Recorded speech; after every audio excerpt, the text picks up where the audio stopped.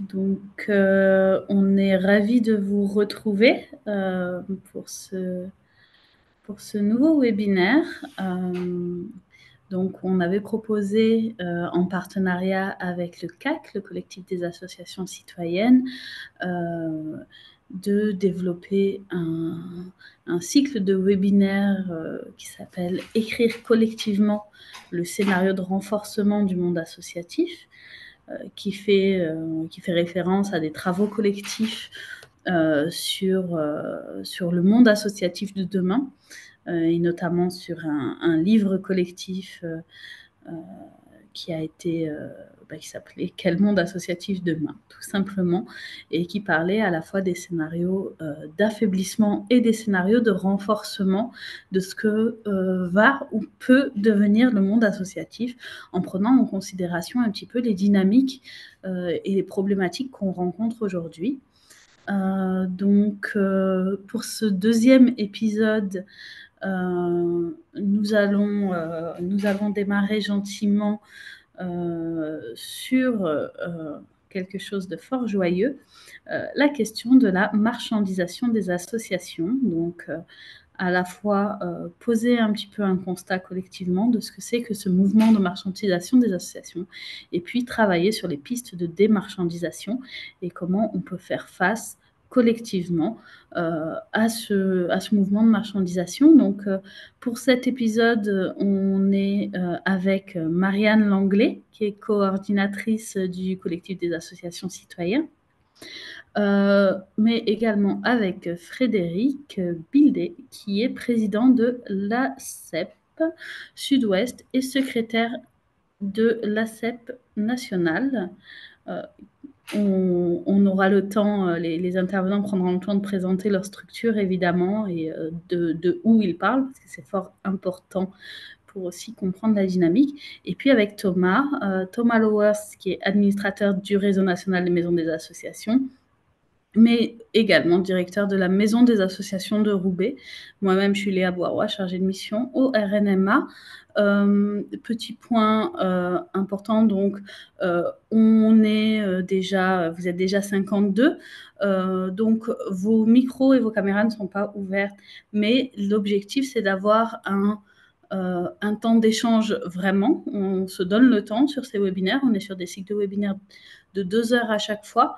Et donc, il y a des espaces, il y a un espace de discussion, de chat, mais il y a aussi un espace de questions-réponses qui est donc en bas de votre écran. Et donc, si vous avez à quelques moments que ce soit des questions, vous pouvez les mettre dans ce module de questions-réponses, puisque moi, je me chargerai également de les faire remonter aux intervenants. Et puis, sur certains temps d'échange, on pourra donner la parole à certains et certaines. Pour revenir donc sur le déroulé de ce petit webinaire, nous avons donc un premier temps qui va être vraiment une présentation de la problématique, de la question de la marchandisation des associations, avec une introduction théorique, et puis on va avoir des témoignages de terrain pour vraiment partager les constats et les réalités de la marchandisation des associations sur différents territoires et dans différents secteurs d'activité associative. On aura ensuite un temps d'échange, de questions-réponses, et puis un travail ensuite sur les pistes de démarchandisation. Donc, quelles réactions au niveau national, mais aussi au niveau local, comment on peut construire des alternatives et comment on peut faire face à ce mouvement de marchandisation. Et à nouveau, on aura un temps de débat. On essaye de se donner du temps sur cette partie, sur les pistes de démarchandisation et sur le débat, parce que ce qui nous intéresse, c'est pas seulement de partager un constat, mais c'est aussi de pouvoir écrire et construire collectivement ensemble des réactions, se partager des pratiques, se partager des outils, apprendre de vous et vous partager des outils. Donc voilà, c'est un petit peu l'idée de ce webinaire. Donc on va commencer en vous proposant un petit sondage, juste pour avoir quelques mots, quelques retours. Donc voilà, normalement, vous avez un sondage qui va apparaître et on vous demande qu'est-ce que vous entendez, vous, derrière ce terme de marchandisation, marchandisation des associations. Donc voilà, on vous laisse un petit peu de temps pour y répondre. Pendant Et puis, on fera un petit point sur vos réponses. Voilà, l'idée, c'est évidemment, comme je vous le disais, que ce webinaire s'inscrit dans un cycle. Vous avez été nombreux à participer au premier épisode qui était sur les attaques aux libertés associatives et les stratégies de défense des libertés associatives. Aujourd'hui, on est sur l'épisode 2 qui est sur la question de la marchandisation des associations. Il y aura 2 autres épisodes, toujours en suivant un petit peu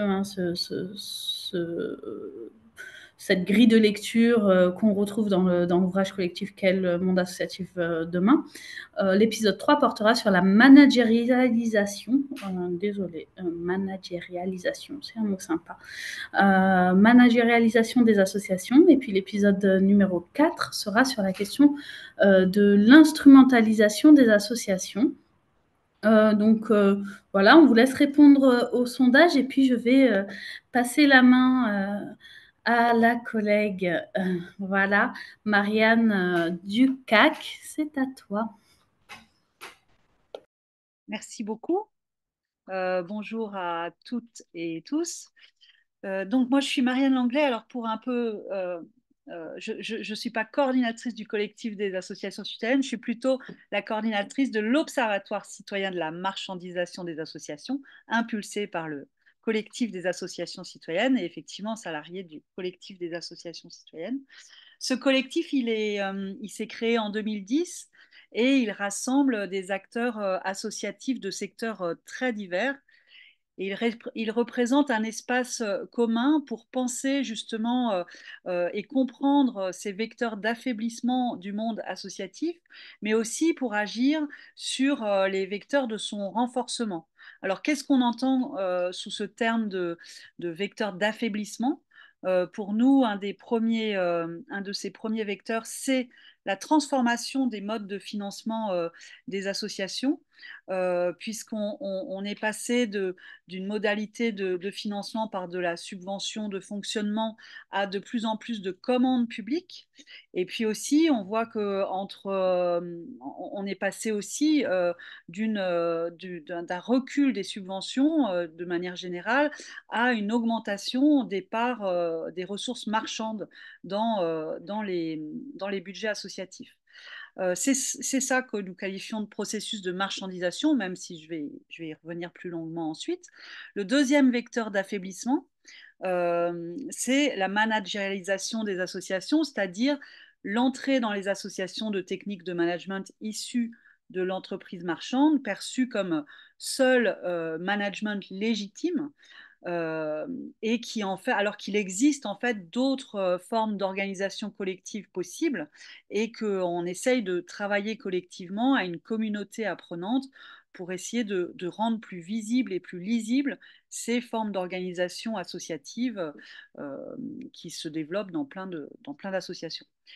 Finalement, cette transformation des financements vers de la commande publique, elle nourrit un processus d'instrumentalisation des associations. C'est pour nous le troisième vecteur d'affaiblissement, puisque les associations sont perçues ou se positionnent comme des prestataires de services chargés de mettre en œuvre une politique publique pensée sans elles, alors qu'elles ont été longtemps et qu'elles le sont encore à l'initiative de politiques publiques, à l'initiative de création de droits, de reconnaissance de problématiques sociales, écologiques, économiques invisibilisées.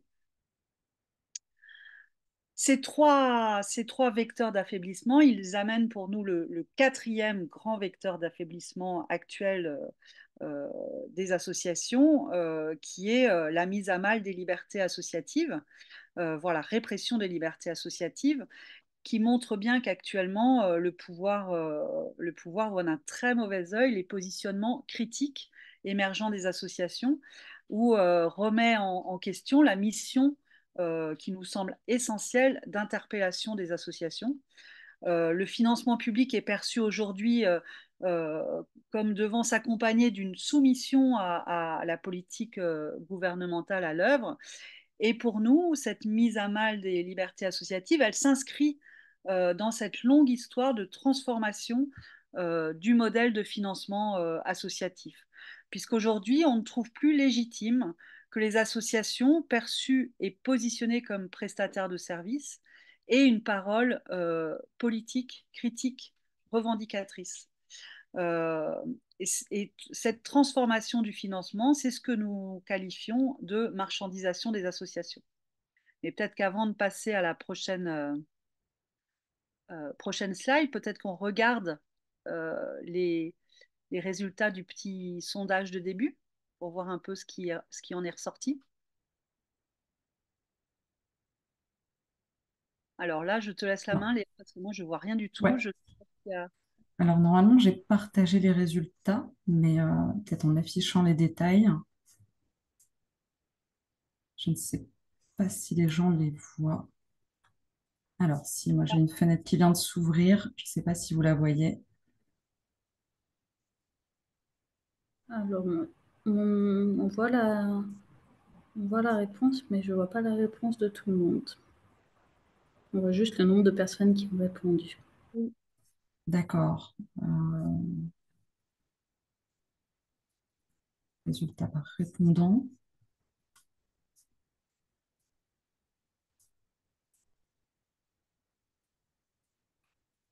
Ça n'a pas l'air de bien fonctionner.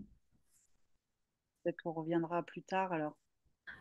Ouais. Ouais. Si j'arrive à les afficher, Si tu arrives à les afficher, sinon, comme j'ai vu aussi dans les questions-réponses qu'il y a une personne qui n'a pas pu y répondre, etc., n'hésitez pas à mettre vos réponses dans le chat et puis comme ça, on reprendra un temps. Donc voilà, comme ça, vos réponses Sinon, à ce... moi je les ai. Est-ce que je peux en lire quelques-uns? Ah bah On si en tu a. les as, vas-y. Ouais, ça aurait été mieux de pouvoir les afficher à l'écran. Je ne vois pas comment, mais alors on a généré de l'autofinancement dans le modèle économique et avoir une moindre dépendance aux subventions publiques. Il y en a qui ont répondu primauté du financement, pénétration des entreprises au sein des associations, mise en concurrence des associations, financement par appel à projet, mise en concurrence à nouveau par la mise en œuvre de marchés de services et appel à projet, suppression des subventions au profit des marchés publics. On va avoir, voilà, on retrouve beaucoup de réponses à des appels à projets, délégation de services publics, vente de services. Euh, Certains ont répondu, j'entends récupération politique et créer une asso pour se faire de l'argent. Versement de financement basé sur des objectifs quantitatifs et moins sur du qualitatif. De plus en plus d'inscriptions des associations dans des champs concurrentiels corrélés à la baisse des subventions. Fonctionnement lucratif et financiarisation du secteur, sortir les associations du champ de l'intérêt général pour mettre dans une logique d'offre et de demande et leur demander de fonctionner de plus en plus avec de la production de services payants. Voilà, c'est à peu près l'ensemble des résultats, marché public, obligation d'entrer dans une logique de prestation pour survivre. C'est commencer à se vendre, être soumis aux lois du marché, perdre la notion de non-lucrativité. Associations qui grossissent et développent des projets en fonction des financements. Voilà, on pourra sans doute partager davantage les résultats vers la fin, mais ça rejoint à peu près ces idées-là. Merci.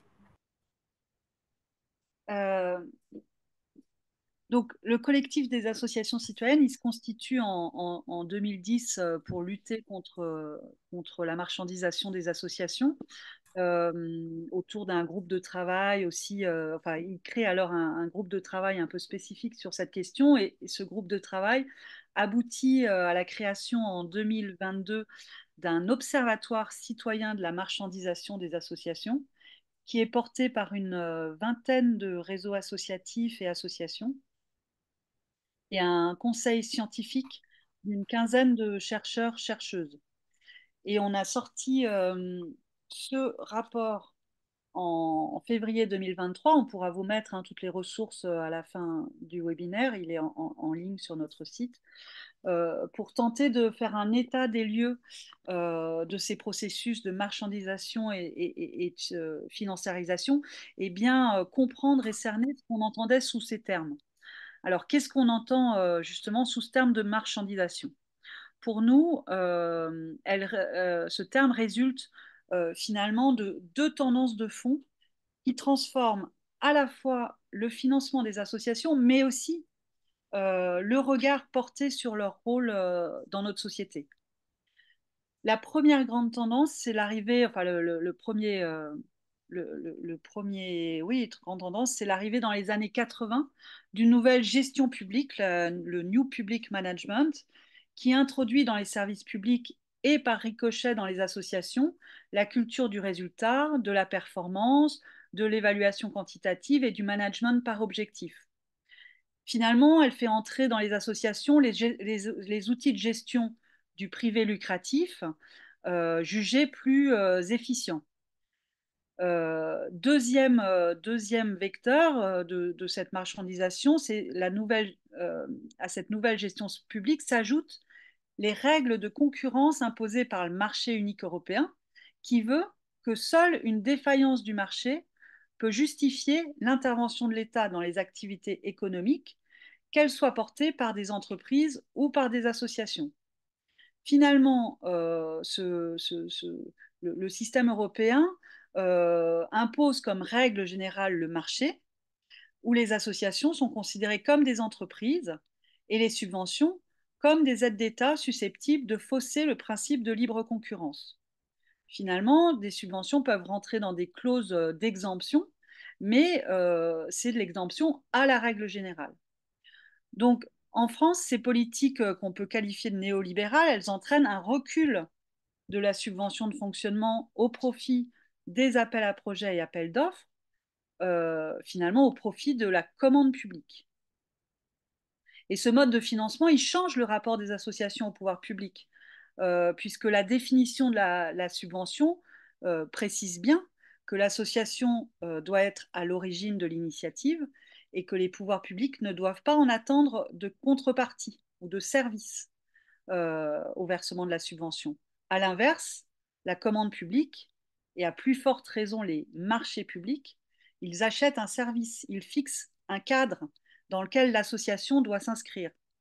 On est donc passé finalement d'une logique, d'une politique ascendante, où les associations construisaient leur objet associatif à partir des besoins, à une politique descendante qui les positionne en prestataires de services vis-à-vis de l'État ou des collectivités territoriales. Et ce regard descendant des pouvoirs publics aux associations marque un recul de leur capacité à interpeller les pouvoirs publics, à avoir une parole politique finalement critique. Tu peux passer à la slide. Oui, c'est bien, super. Par ailleurs, cette transformation du mode de financement, elle met les associations en concurrence entre elles, mais aussi en concurrence avec des acteurs privés lucratifs. Elle les met d'autant plus en concurrence que dans de nombreux secteurs du soin, notamment, qui ne pouvaient pas être rentables et donc étaient essentiellement portés par des associations subventionnées, la solvabilisation de la demande via des prestations individuelles a ouvert en fait la possibilité d'un marché et l'entrée d'acteurs lucratifs dans ces champs-là, comme par exemple dans le champ des services à la personne ou dans le champ de la petite enfance. Frédéric y reviendra juste derrière moi. Ces transformations, elles encouragent aussi des processus de fusion-absorption pour survivre dans ce contexte concurrentiel. On voit alors se créer un nouveau paysage associatif avec la constitution de très grosses associations à côté de toutes petites associations et une disparition, c'est ce que révèlent aussi les derniers, le paysage associatif français de Viviane Chernonog, c'est qu'on voit une disparition finalement des associations moyennes, de taille moyenne, et finalement une perte on pourrait parler d'une perte de biodiversité associative. Après, dans le champ associatif, certaines associations, elles accompagnent ce tournant néolibéral et on voit monter dans les années 2000 elles accompagnent, voire elles nourrissent et encouragent ce tournant néolibéral, et on voit monter à partir des débuts des années 2000 la notion d'entrepreneuriat social. L'entrepreneuriat social, ce n'est pas un terme neutre, il vient du monde anglo-saxon. Dans les années 80 en Californie, des entrepreneurs qui ont réussi se disent qu'il serait bien d'utiliser les compétences entrepreneuriales, puisque eux, ça a bien fonctionné pour eux, finalement les techniques de management du privé lucratif, pour résoudre des grandes questions sociales ou écologiques. Finalement, cette notion d'entrepreneuriat social, elle nourrit un flou entre les entreprises lucratives et les associations, et elle invisibilise les associations. En France, l'entrepreneuriat social est notamment représenté par le groupe SOS, qui est, on peut dire, la locomotive de l'entrepreneuriat social, non seulement en France, mais en Europe. Son patron, Jean-Marc Borrello, je le cite, considère que le modèle associatif, je vais vous citer son livre, arc-bouté sur le principe non lucratif, apparaît à présent inadapté aux exigences actuelles et de moins en moins dépositaire de l'intérêt général. Pour lui, c'est le titre justement de son livre, c'est L'entreprise va changer le monde, en s'appuyant notamment sur cette notion floue d'entrepreneuriat social qui n'existe pas en droit. Il n'y a pas de statut d'entrepreneuriat social. Et en réalité, derrière ce terme, il y a une majorité d'associations. Mais ce terme, quelque part, il vient affaiblir le fait associatif, en quelque sorte, ou le rôle des associations dans notre société. Et l'INGEP notait d'ailleurs dans une étude récente, je vous enverrai aussi, on fera un petit point avec les ressources, l'INGEP notait cette valorisation de la complémentarité entre entreprises à capitaux et associations induit une neutralisation d'éventuels conflits, une absence de critique des rapports de pouvoir et plus largement une dépolitisation des pratiques. Finalement, c'est un peu ça que nous amène l'écosystème de l'entrepreneuriat social. On peut dire qu'il vient affaiblir la portée politique que peuvent représenter les associations. Et ce flou qu'il installe entre lucrativité et non lucrativité favorise l'arrivée en France en 2014 la notion d'investissement à impact social qui, pour nous, marque un processus de financiarisation des associations. Alors, super. Qu'est-ce que c'est que cette financiarisation? Le concept d'investissement à impact, il nous vient lui aussi du monde anglo-saxon et il assure pouvoir faire à la fois du bien, entre guillemets, et du profit en même temps. L'investissement à impact, c'est des mécanismes de marché qui donnent l'impression, enfin portent le récit d'un sauvetage des pauvres et de la planète par le marché, par des outils financiers, souvent aussi appuyés par des solutions techniques. Donc ça vient nourrir ce qu'on appelle le technosolutionnisme. Ils avancent l'idée en fait que le capitalisme engendre des problèmes. Donc il y a toute une littérature qui apparaît aujourd'hui qui explique comme le capitalisme est effectivement extrêmement problématique et qu'il amène plein de problèmes, mais qu'il est en même temps capable de les résoudre avec ses mécanismes de marché et ses solutions techniques. Et on voit fleurir des tas de nouveaux qualificatifs du capitalisme actuellement. J'en fais un peu la collection, je vous en livre quelques-uns, quelques nouvelles façons de qualifier le capitalisme. Donc on a le capitalisme d'intérêt général, alors c'est tiré de livres, hein, voilà. Capitalisme d'intérêt général, là aussi c'est encore Jean-Marc Borrello. Le capitalisme vert, alors ça c'est un terme qu'on entend de plus en plus souvent. Le capitalisme inclusif, le capitalisme citoyen, le capitalisme à impact. Et au dernier sommet de la mesure de l'impact, on entendait beaucoup parler du capitalisme vertueux. Parmi ces outils de l'investissement à impact, il y a un exemple qu'on peut prendre parce qu'il concerne et il est particulièrement frappant sur ces mécanismes financiers. c'est le contrat impact social. Ce mécanisme financier, il engage un acteur associatif, un investisseur privé et la puissance publique, État ou collectivité territoriale. L'investisseur privé place de l'argent dans une action associative, dans un programme associatif, et en fonction des résultats atteints, des résultats qui doivent être prédéfinis à l'avance du programme, la puissance publique rembourse la somme investie avec des intérêts. Il s'agit donc de définir avant l'action des mesures d'impact social qui fixeront des indicateurs de performance à atteindre, et ces indicateurs vont déterminer les taux d'intérêt ou les primes versées à la fin, ou enfin tout le long du programme, plutôt pas à la fin justement, tout le long du programme aux investisseurs. Donc les investisseurs récupèrent leur somme avec des retours sur investissement.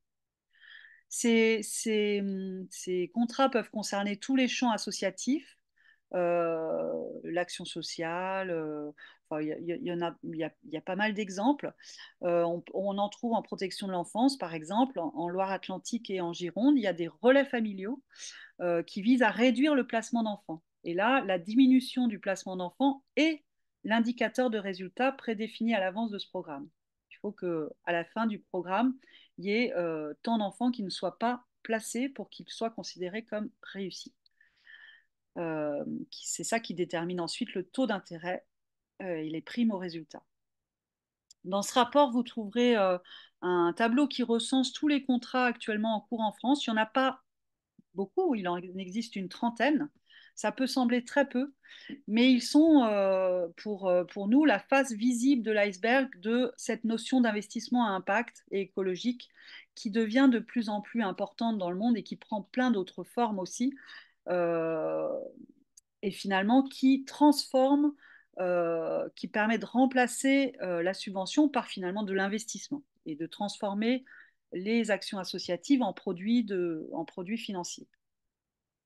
Cette notion, elle tente de faire coïncider finalement la vision et les intérêts de la finance avec ceux de l'association, notamment via la notion de mesure d'impact social qui dépasse largement le cadre des seuls contrats à impact aujourd'hui et qui se retrouve dans le langage courant des associations puisque c'est devenu un nouveau mode d'évaluation des associations qui est venu supplanter finalement la notion d'utilité sociale jusqu'alors mise en avant.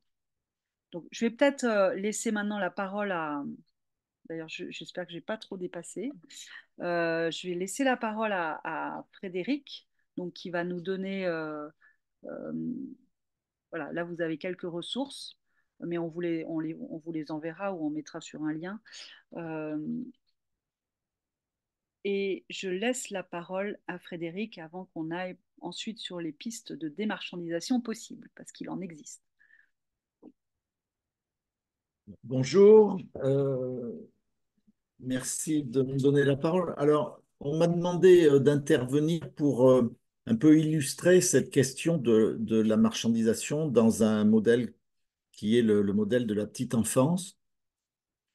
Et en le cas qui a eu la gentillesse de contacter l'ACEP. Alors, l'ACEP, c'est une association de collectifs d'enfants, parents et professionnels qui s'est créée en 1980. Alors, à l'époque, il n'y avait qu'un P, celui de parents. Et ce collectif s'est créé à partir de premières initiatives parentales autour de modes d'accueil.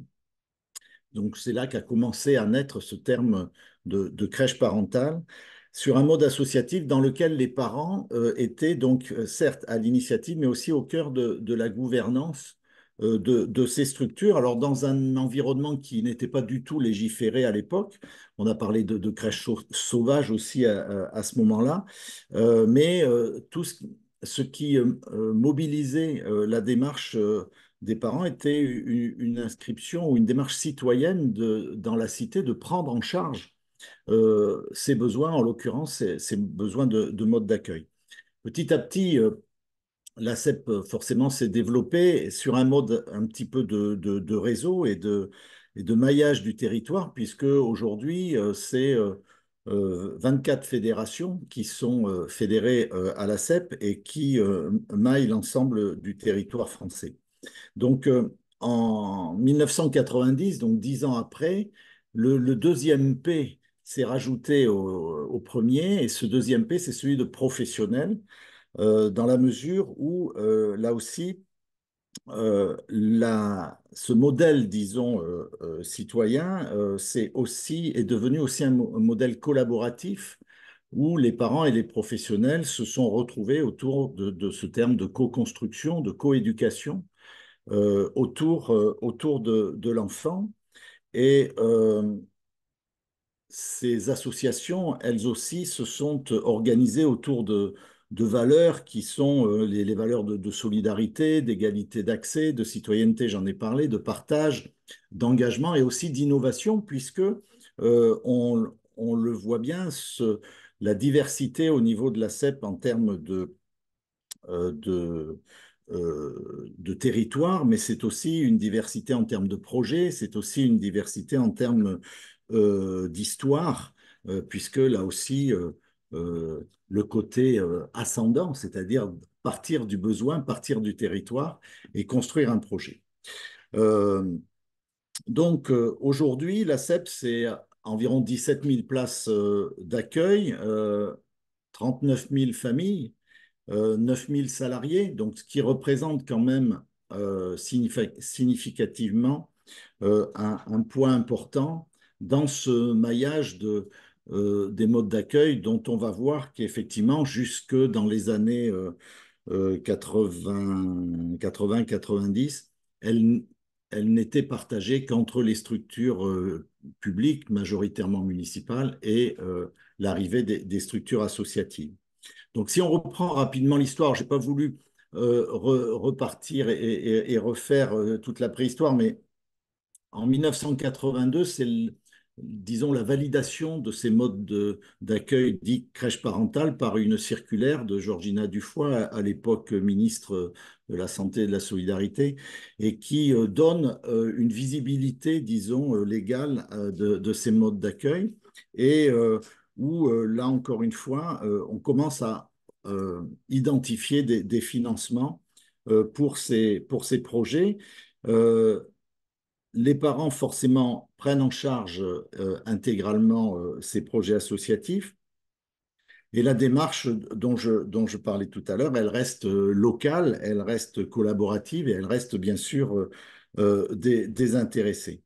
En 2004, arrive cette directive Bolkestein sur la concurrence des services qui a déclenché, disons, l'apparition de premières structures privées lucratives qui ont été encouragées, disons, par le gouvernement de l'époque à la suite de la conférence de la famille de 2003. Et dans la foulée, se crée ce que l'on appelle le crédit impôt famille, c'est-à-dire la possibilité de commencer à défiscaliser, et notamment en direction des entreprises. Et on voit que là aussi, le privé, l'arrivée des structures privées lucratives commence à se développer, surtout avec la directive en 2006, alors la directive 2006-122-CE exactement, relative aux services dans le marché intérieur.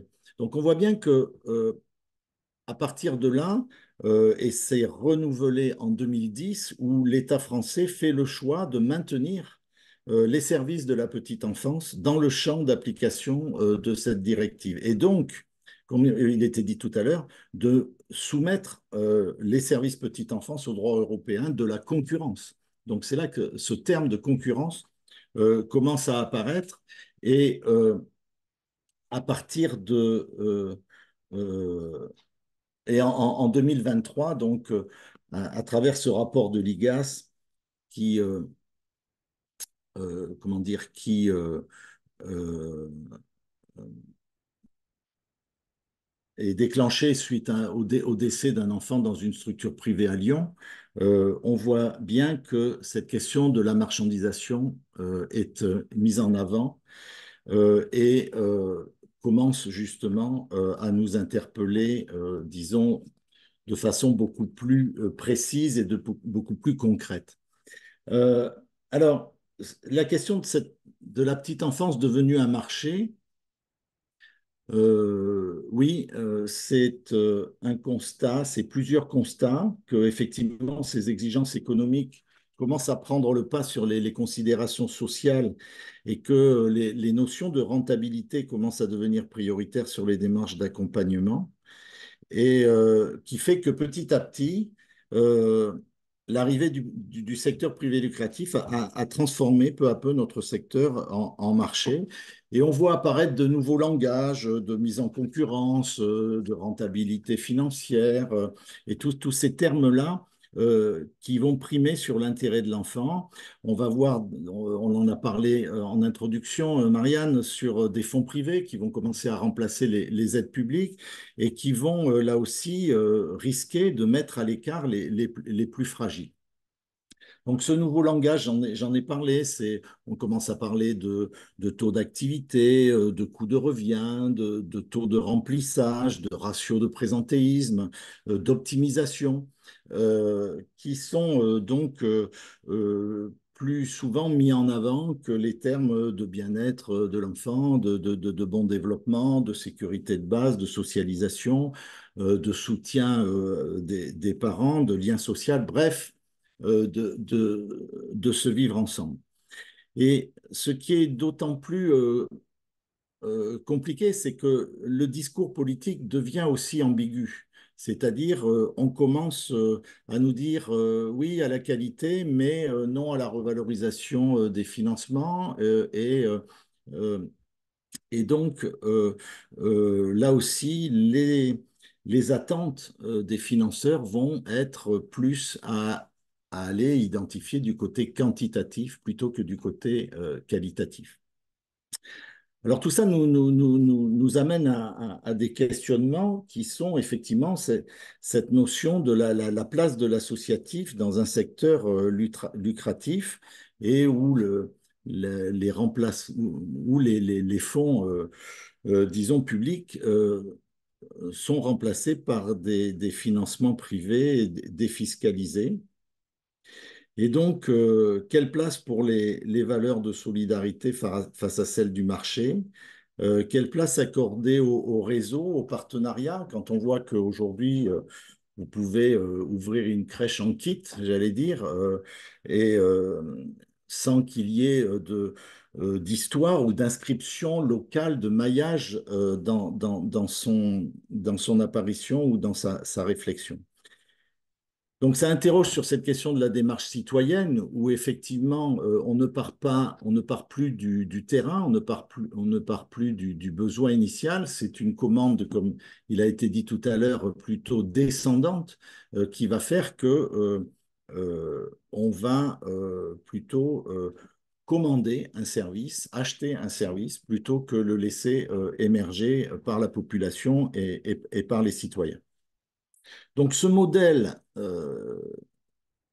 qui est en train d'évoluer, qui est un modèle usager client, on va dire, qui va faire du parent, là aussi, un consommateur de services en attente d'acquisition performante, si possible, pour son enfant. Forcément, nous, nous, nous le combattons et nous défendons plutôt ce modèle partenaire, acteur, où le parent est le premier éducateur de son enfant où le professionnel est un coéducateur en soutien des parents.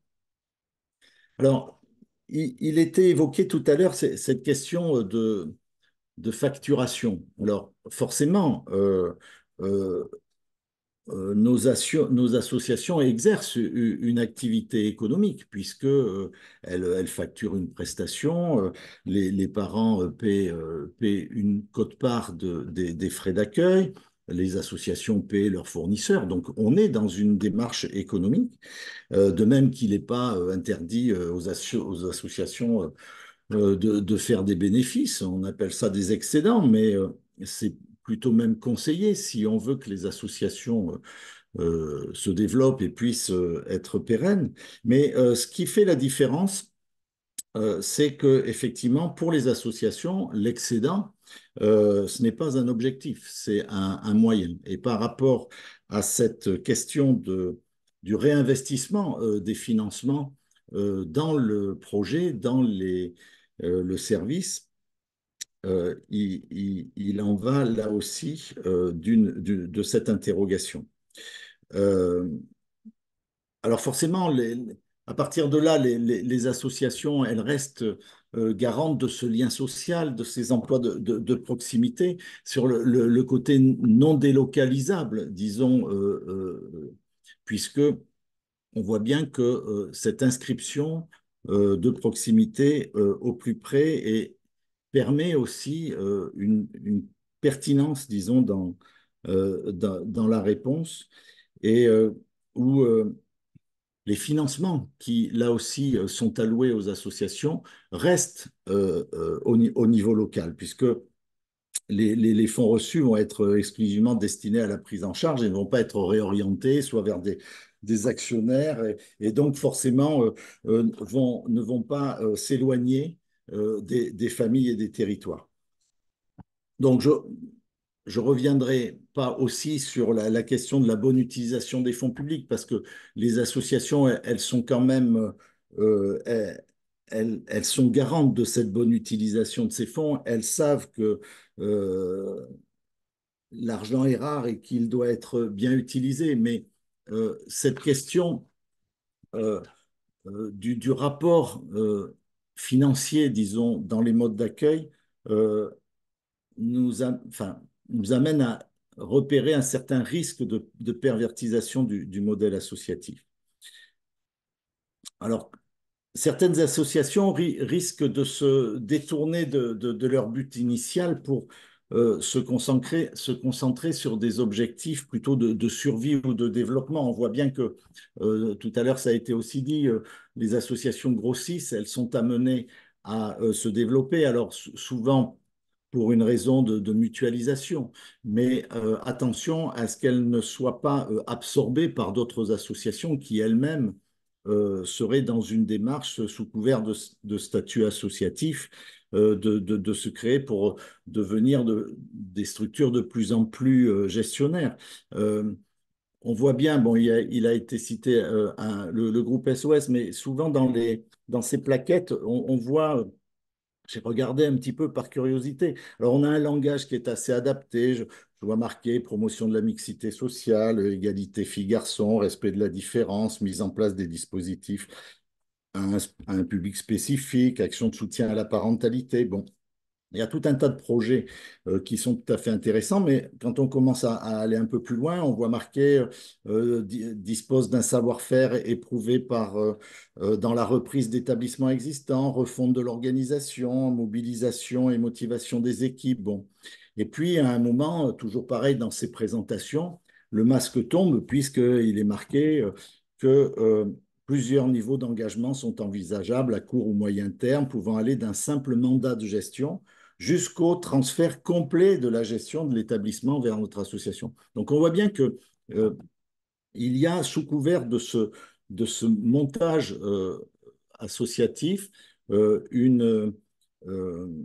une tendance à aller absorber ou en tout cas grignoter euh, ces, euh, ces structures qui garantissent ce tissu social au niveau, encore une fois, local et que quand il y a des regroupements de ce type-là, s'ajoute aussi de l'opacité, puisque bon, c'est toujours un peu compliqué d'avoir accès au statut ou de voir un petit peu qui est dans ces conseils d'administration.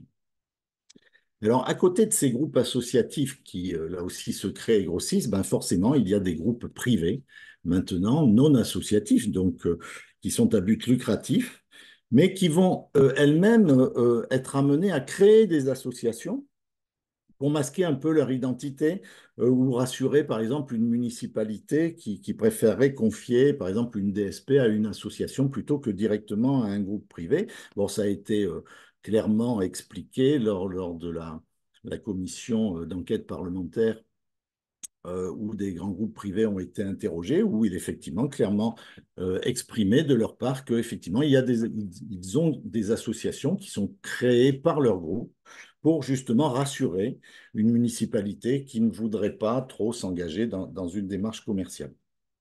Donc, on va appeler ça des associations écrans qui vont retraiter un petit peu auprès de leur groupe de rattachement toute la gestion RH et puis qui vont sous-traiter sous forme de centrale d'achat les achats, les fournitures, qui va sous-traiter la formation. Ce qui va faire que petit à petit, tous les financements qui vont être dédiés à cette association, mais ils vont être aspirés et ces associations ne vont plus devenir que des coquilles vides qui, là aussi, nous interrogent sur les pertinences de l'intérêt, disons, et de la dynamique locale et parentale de terrain.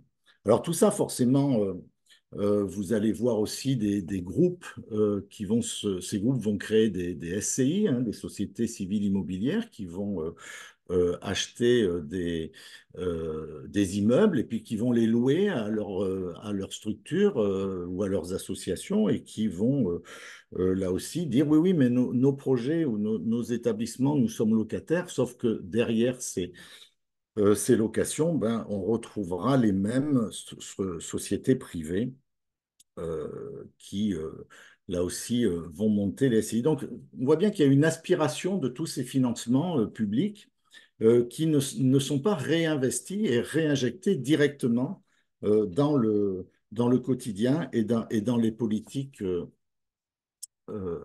familiales. Alors, que faire? Bon, on va peut-être parler tout à l'heure des solutions ou des pistes, mais c'est vrai que, bon, il n'est pas question de dénigrer systématiquement tous ces modèles économiques. S'ils respectent la réglementation ou les conventions signées avec les partenaires, ou si, ils ne ponctionnent pas l'argent public, ou s'ils réinvestissent leurs bénéfices au service du territoire. Même si effectivement on peut en douter. Mais moi, je resterai attentif à ne pas salir le cadre associatif en le détournant de sa mission et la nécessité de peut-être s'assurer de l'identité de l'association, quels sont ses buts, qui constitue le conseil d'administration, enfin, le bon fonctionnement démocratique de ces associations à travers leurs statuts, les conditions de vote, d'élection, de mobilité des membres élus, du statut. Bon, bref, de vérifier si l'association exerce ou non une activité lucrative. Parce que le caractère non lucratif, le caractère démocratique, coopératif, bénévole, inscrit dans un territoire qui propose des services adaptés et ajustés aux besoins locaux, qui propose des emplois pérennes qui ne sont pas délocalisables, tout cela, me semble-t-il, doit être sanctuarisé et que la notion effectivement de subvention soit euh, là aussi identifiée et redéfinie. Alors, moi, vous voyez, il y a quelques années, il y a eu, dans les années 90, les clubs de foot étaient en association loi 1901. Et puis, il y a eu une réglementation qui a fait qu'effectivement, on ne trouvait plus trop l'intérêt dans ces clubs de foot professionnels, l'intérêt qu'ils restent dans un statut associatif. Et on a créé un autre statut spécifique pour ce genre de club. Là, me semble-t-il, la loi de 1901, le cadre de la loi de 1901, là aussi, doit être protégé et a commencé, et cette protection, me semble-t-il, elle doit aussi être assurée par la puissance publique euh, en garantissant une éthique, une légitimité locale, une connaissance de l'environnement et une ouverture à tous puisque là aussi, on voit bien que le risque de cette marchandisation, c'est l'exclusion peut-être de certaines populations, en l'occurrence les plus fragiles. Donc, repenser ces modalités d'appel d'offres, on en a parlé, peut-être qu'on y reviendra sur les rédactions des DSP. Travailler bien sûr aussi sur les critères d'évaluation. On voit bien que toute la politique de la petite enfance ces dernières années n'a été que quantitative. Tout a été fait pour créer des places d'accueil, tout a été fait pour optimiser, rentabiliser, enfin en tout cas valoriser, optimiser ces structures, et que la question de la qualité, on voit bien avec toute cette actualité aujourd'hui, tous ces rapports de l'IGAS, et toutes ces démarches aujourd'hui sur des référentiels qualité me paraissent tout à fait importants à mettre en avant. Et d'ailleurs, aujourd'hui, ce constat est général, que ce référentiel de qualité puisse rapidement être rédigé, et que des contrôles, parce qu'il me semble que au-delà de la question de l'évaluation, il y a aussi la question du contrôle des établissements, me paraît nécessaire. Voilà, bon, donc je crois que je suis dans les temps. Dites-moi, Marianne, si c'est bon.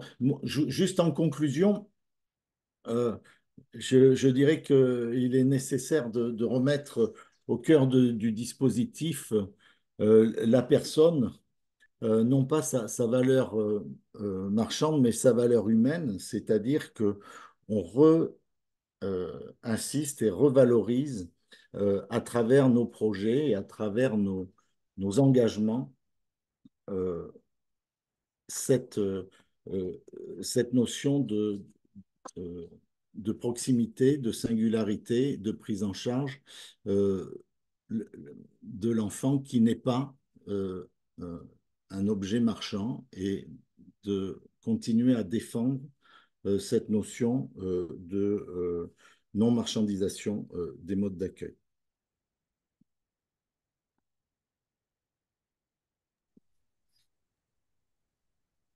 Merci beaucoup, Frédéric. Merci Frédéric et merci Marianne.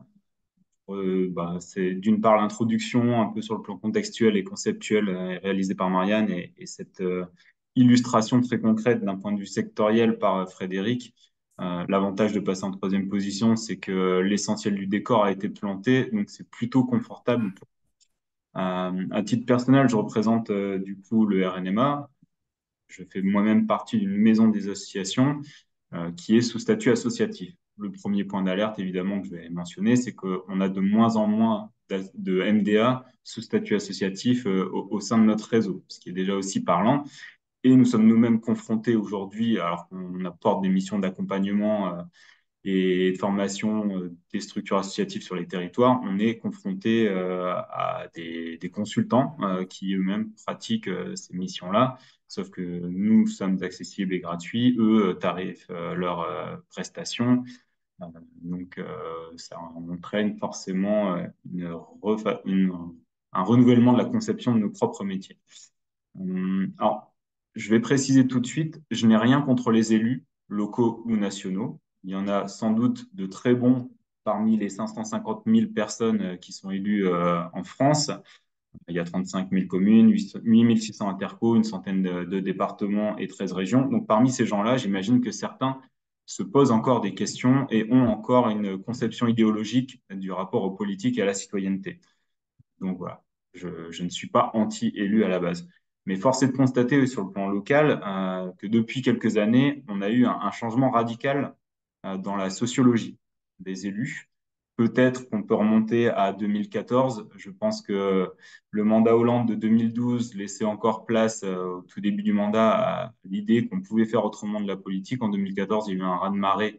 On l'a vu, les couleurs politiques ont largement changé et le personnel politique a lui-même, sur le plan de l'âge, du vécu, des carrières et même de la conception de ce qu'est la politique et la citoyenneté en France, on est face à des élus qui se sont transformés.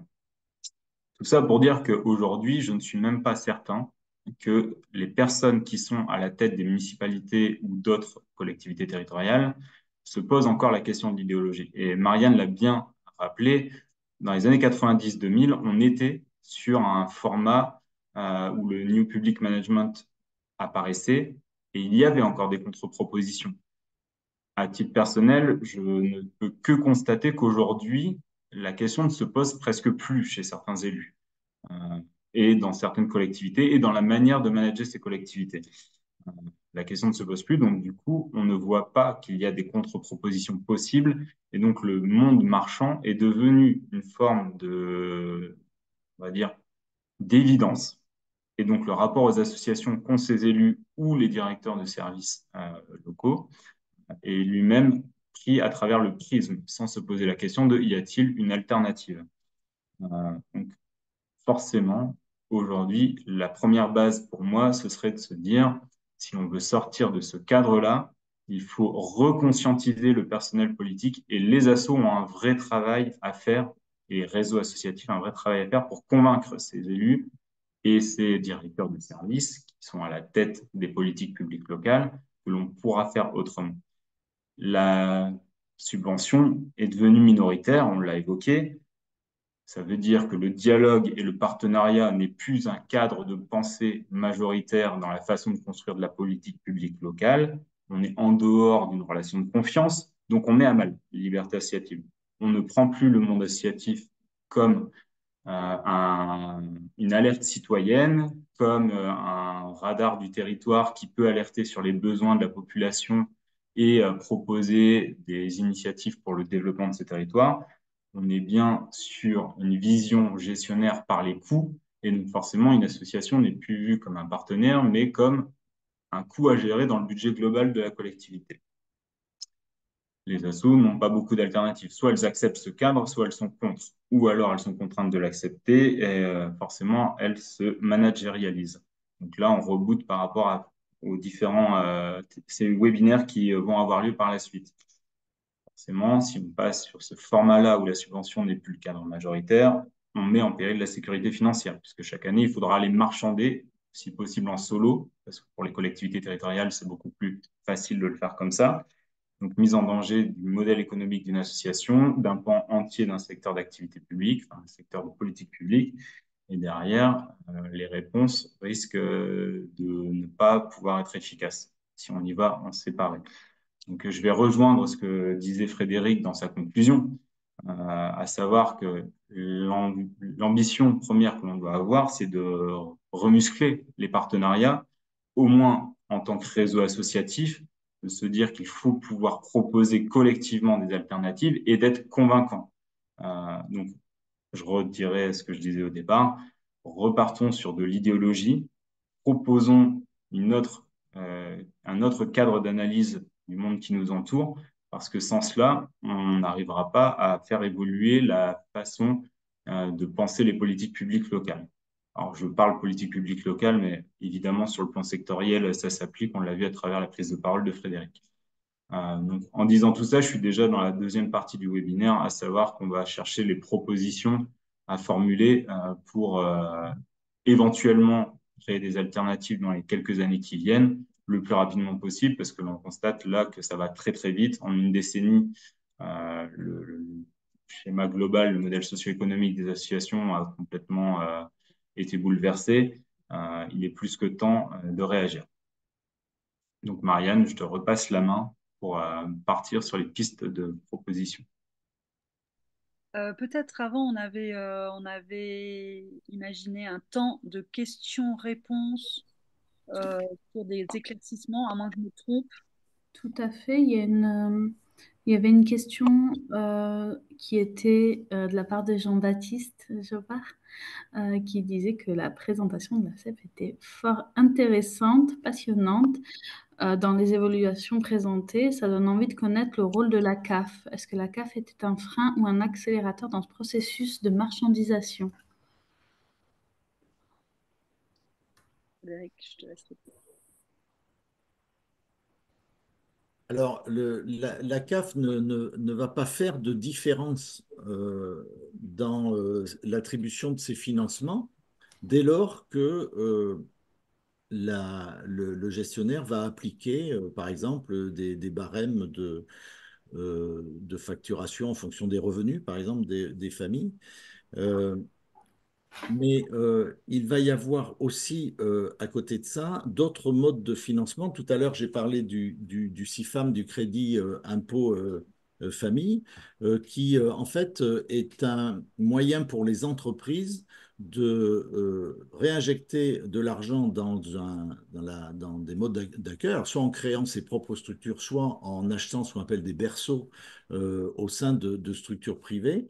Euh, et à partir de là, va pouvoir défiscaliser 50% de son investissement, mais elle va aussi pouvoir bénéficier des financements euh, de la caisse d'allocation familiale. Donc on se retrouve des fois avec des conflits de financement qui font que il y a redondance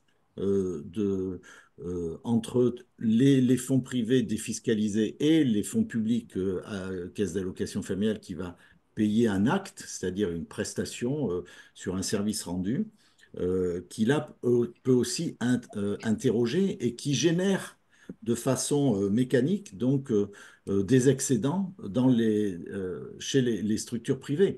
Et c'est justement, c'est ce que j'essayais de dire tout à l'heure, sur la façon dont ces excédents sont générés, ne sont pas réinjectés dans la prise en charge, ne sont pas réinjectés sur les projets. Ils remontent dans des fonds de placement, ils remontent dans des politiques d'investissement, bon, mais ils ne sont pas remis au pot, disons, de l'activité comme les associations peuvent le faire.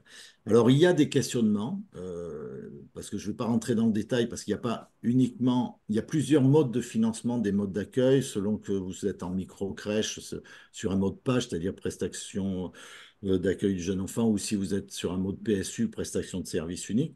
Mais il y a une réflexion aujourd'hui, et d'ailleurs, c'est dénoncé par ce fameux rapport de l'IGAS, sur les modalités de financement des modes d'accueil et surtout cette question de la défiscalisation. Ça représente énormément d'argent qui est finalement qui devient de l'argent public puisque c'est une réduction d'impôts pour les entreprises qui arrive à pratiquement défiscaliser 75% de leur investissement. Merci beaucoup. Ça rejoint une question de Michel de Nantes, cette question-là de la défiscalisation des entreprises, puisque Michel Beaumont demande comment situez-vous le mécénat par rapport à cette notion de marchandisation et est-il, de votre avis, inclus dans le mouvement de marchandisation des associations? Je ne sais pas, peut-être Marianne, si tu veux répondre à ce questionnement-là. Ou Frédéric ensuite. Mais nous, alors c'est effectivement on est un espace où on essaye de collectivement penser ces évolutions. Le mécénat est un domaine encore à explorer pour voir, effectivement, pour nous, il peut tout à fait entrer dans ce contexte de marchandisation. Euh, Après, c'est encore à explorer. Je n'ai pas vraiment d'éléments de réponse à ce stade, mais peut-être que Frédéric, tu en as. Alors, le problème du mécénat, c'est que si on voulait vraiment qu'il soit pertinent dans nos financements, il faudrait qu'il soit récurrent. Et malheureusement, ça ne peut être que des financements ponctuels qui alors peuvent être intéressants, par exemple, pour monter un plan de financement pour une création d'un établissement, par exemple, où là, il peut y avoir un apport via le mécénat. Mais si on veut ce fameux tiers financeur, puisque sans rentrer trop dans le détail des financements des modes d'accueil, mais ils sont grosso modo financés par les familles et la caisse d'allocation familiale à 66%, il manque 33% du financement. Et ces 33% du financement, c'est la fameuse subvention, en l'occurrence, versée par une commune. Si demain, la commune se désengage et ne participe plus, disons, au financement des modes d'accueil, forcément, c'est soit le financement privé, et avec toutes les risques de pervertisation dont on a parlé, soit d'autres financements, alors qui peuvent être du mécénat, mais encore une fois, euh, quid de la pérennisation de ce financement? Merci beaucoup. Il y a des choses très intéressantes dans le chat. Je vais prendre encore une petite question avant qu'on puisse passer à la séquence suivante. Sauf si Thomas, tu souhaitais réagir aussi sur cette question du mécénat. Non. Ok. Je peux réagir sur la question du mécénat. Nous, à un moment donné, ça a été un peu l'orientation qu'on donnait pour qu'on accompagne les assos en disant ça remplacera l'action publique, le soutien public. Donc, d'une part, quantitativement, on n'y est pas, et d'autre part, qualitativement, on se rend compte que les mécènes ont tendance toutes à vouloir des pépites, comme elles disent. C'est-à-dire qu'elles n'iront pas financer des projets d'intérêt général qui sont dans des quartiers, qui sont dans des endroits pour lesquels elles n'ont aucune image à gagner. Donc, toutes vont se tourner vers les mêmes causes et vers des choses qui brillent avec des publics qui correspondent à ce qu'elles veulent renvoyer comme image. Forcément, on n'arrivera pas à créer quelque chose de relativement égalitaire dans l'apport financier auprès des tissus associatifs locaux. Donc, oui, je suis très dubitatif sur le mécénat, et si on parle mécénat de compétences, pourquoi pas, mais encore faut-il que ce ne soit pas juste pour faire du team building, bas de gamme et sans que ce soit vraiment coûteux pour l'entreprise. Peut-être compléter également qu'il y a un sujet de... Il y a un sujet qui se pose au niveau de la philanthropie, c'est-à-dire que ces acteurs-là qui bénéficient de ces réductions d'impôts et qui ont des grosses sommes d'argent à allouer ne sont pas forcément issus du monde associatif, etc. Et que aujourd'hui, il se pose massivement la question de comment construire une confiance, des relations de confiance dans la philanthropie, etc. Et il y a des choses qui commencent à émerger un petit peu, qui peuvent être intéressantes. Et je pense que c'est aussi des endroits où on peut être dans le plaidoyer, dans la pédagogie, pour expliquer quels sont les réels besoins, et notamment les besoins de financement pérenne et de fonctionnement. Parce qu'il y a quelques acteurs qui sont assez rares, mais qui méritent d'être soulignés, qui essayent de prendre en compte voilà, ces sujets-là. En tout cas, je pense qu'il y a un sujet de ces personnes qui ont un certain pouvoir et qui l'utilisent aussi parce que en fait c'est les services com qui en ont la charge, et des fois voilà, il y a aussi des mouvements qu'on peut peut-être accompagner pour qu'il y ait une meilleure prise en compte et que ces gens-là puissent financer des choses peut-être plus adaptées aux besoins des associations. Je peux juste rebondir là-dessus, effectivement, sur les fondations philanthropiques. C'est un peu une perspective de travail qu'on a au sein de l'Observatoire citoyen de la marchandisation des applications. Je pense qu'on observe ces mêmes logiques à la fois de marchandisation ou d'investissement dans les fondations philanthropiques, et à l'inverse de soutien. Alors évidemment, elles sont moins nombreuses, de réflexion sur comment ces fondations peuvent participer de l'intérêt général et comment elles peuvent soutenir les mouvements citoyens et les associations dans une logique d'émancipation et de transformation sociale et écologique. Mais c'est vrai qu'on voit aussi dans les fondations arriver tout un nouveau champ de ce qu'on appelle la venture philanthropie, qui est une philanthropie qui s'éloigne de la notion de don et de défiscalisation pour s'approcher plus de la logique d'investissement, un peu avec les modèles du capital risque. Et là, on a aussi une transformation de la philanthropie qui est intéressante à observer. Peut-être donc juste des choses intéressantes dans le chat sur Voilà, beaucoup de ressources différentes, des exemples, un exemple de certaines associations de défense de l'environnement qui participent à des démarches aussi de marchandisation. Peut-être la dernière question qu'on va prendre pour cette séquence de questions-réponses, c'est celle de Stéphane Giraud qui pose la question de voilà, il dit que la définition de l'aide d'État au niveau européen semble cruciale dans les lectures des relations entre la force publique et les associations. Et il demande s'il existe une analyse argumentée qui puisse être utilisée pour proposer un nouveau cadre d'analyse et donc pour travailler ce sujet. Alors, ça tombe bien, ça va me permettre de parler enfin, je peux répondre, pardon, j'ai pris direct la parole, mais ça va me permettre de parler d'un très bon rapport qui vient de sortir du Conseil économique, social et environnemental, du CESE, que je vous invite à aller voir sur le site du CESE, qui a travaillé sur le financement des associations. Et qui justement va chercher des pistes, enfin propose, fait des préconisations pour sortir les associations du cadre du marché unique européen et sécuriser la notion de subvention.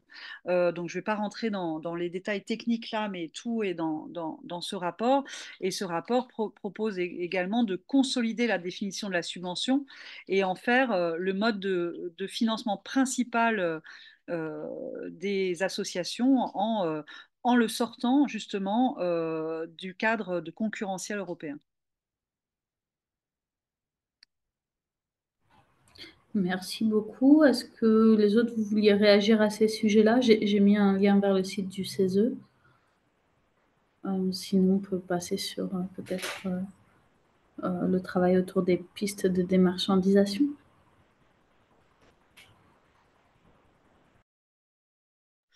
Très bien. Alors, donc le travail qu'on est en train de faire au sein de notre observatoire citoyen de la marchandisation des associations, c'est d'essayer de dégager des pistes possibles de démarchandisation des associations. Alors avant ça, il y a je me souviens d'un slogan d'Act Up à ses débuts qui était information égale pouvoir.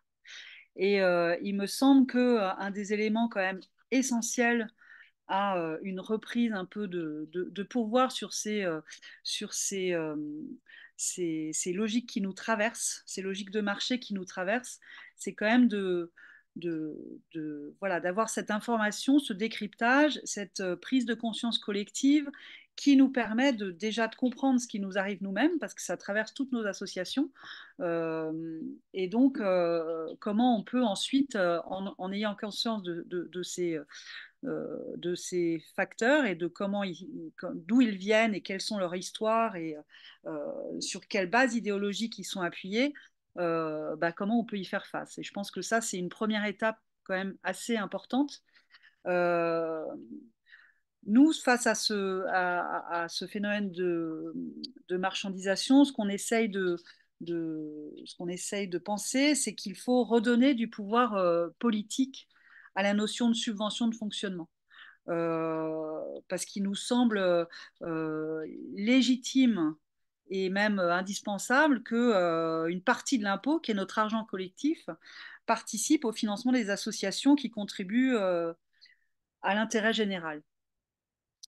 Euh, par, En revanche, il nous semble aussi important de repenser cette subvention de fonctionnement pour la sortir du discrétionnaire politique, pour pouvoir permettre la fonction d'interpellation des associations.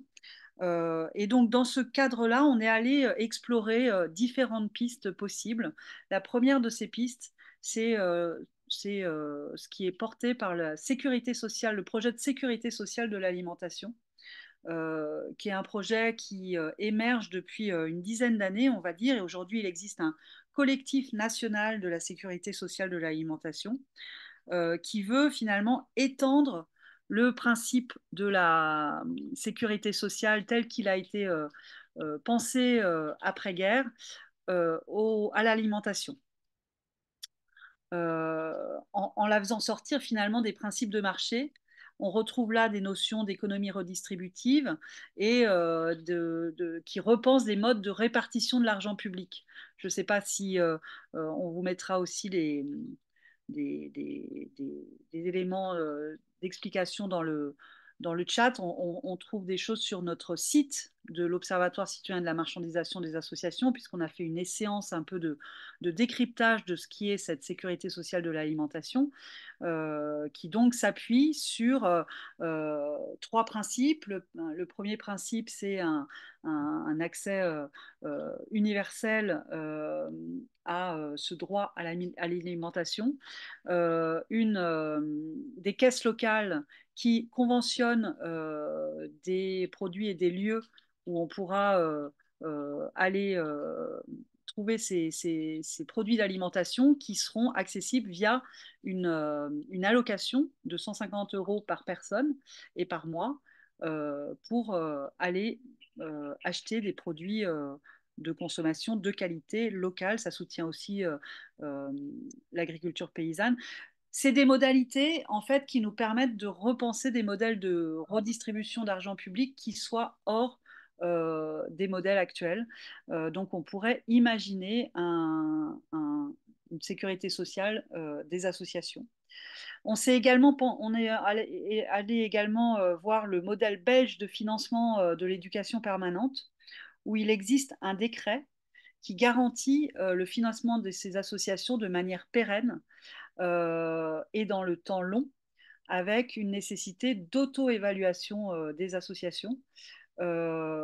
Et dans ce décret, l'article 1 de ce décret garantit la fonction d'interpellation des associations. Et là encore, c'est un élément qui pourrait nourrir une réflexion sur comment on peut en France garantir cette fonction essentielle d'interpellation des associations. Et là, je sais que Léa Gallois est en ligne avec nous et peut-être qu'elle pourrait nous amener justement des éléments de réflexion sur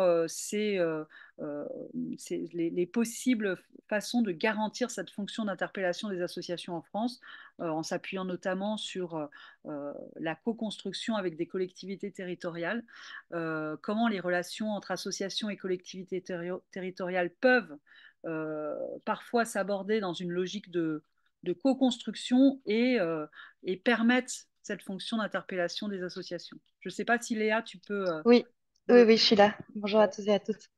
Effectivement, là, avec l'Institut Helsinki, en collaboration avec l'Observatoire des libertés associatives et d'autres, on travaille sur les questions de développer en fait cette fonction d'interpellation et de permettre en fait aux associations de se remettre en fait dans ce mouvement d'interpellation parce on s'est aperçu que certaines assos n'osaient plus entre guillemets interpeller les collectivités parce qu'elles avaient peur de perdre en fait leur subvention et de perdre finalement leur soutien et leur capacité à vivre sur le territoire. Et nous, ce qu'on propose, c'est justement d'accompagner des collectivités vers une autre réflexion et de reconnaître en fait l'activité d'interpellation comme étant riche pour le territoire et riche pour la démocratie locale également, avec évidemment l'enjeu d'un soutien matériel aussi à ces fonctions d'interpellation, parce qu'on le sait, ça demande des moyens, c'est faire des campagnes d'interpellation, des campagnes citoyennes, donc avec tous les besoins qui peuvent exister. Et du coup, c'est pour ça alors, aujourd'hui, ça n'existe pas encore ces questions de fonds d'interpellation, mais nous, on défend vraiment cette idée-là. On aimerait amener les collectivités à travailler là-dessus. C'est pour ça que, notamment avec l'Institut, je vous enverrai mon travail, un appel à manifestation d'intérêt pour les collectivités, et de se dire que plutôt que d'être voilà, toujours répondre à des appels à projets et tout, en fait, les associations sont en contact avec des habitants, avec des problématiques d'inégalité sociale et autres, et pourraient aussi faire remonter ces problèmes et justement, en fait, comment dire, construire une nouvelle forme de dialogue entre les collectifs d'habitants, associations et les institutions d'un territoire. Merci Léa. Voilà un peu les pistes. Et après, il y a plein d'autres éléments qui peuvent venir nourrir cette réflexion, toutes les réflexions sur les communs. Il y a un livre qui vient de sortir qui s'appelle Les communs de proximité, qui peut être aussi une ressource extrêmement riche pour penser un peu tout ça et pour réfléchir à tout ça. Il y a donc le rapport CESE dont on vous a parlé. Enfin, il y a plein d'éléments qui peuvent euh, venir s'ajouter à ces trois pistes qu'on a décidé d'explorer et qui seront l'objet du deuxième rapport de l'Observatoire qui sortira à la fin de cette année. Merci. Et peut-être Frédéric, je te laisse ajouter quelque chose ou bien on passe, je sais, Oh, juste rebondir sur cette question de redonner du pouvoir politique au subventionnement. Euh, Effectivement, il y a une démarche politique à affirmer au niveau local, en tout cas pour les modes d'accueil. Euh, il vient d'être mis en place depuis quelque temps un projet de service public de la petite enfance.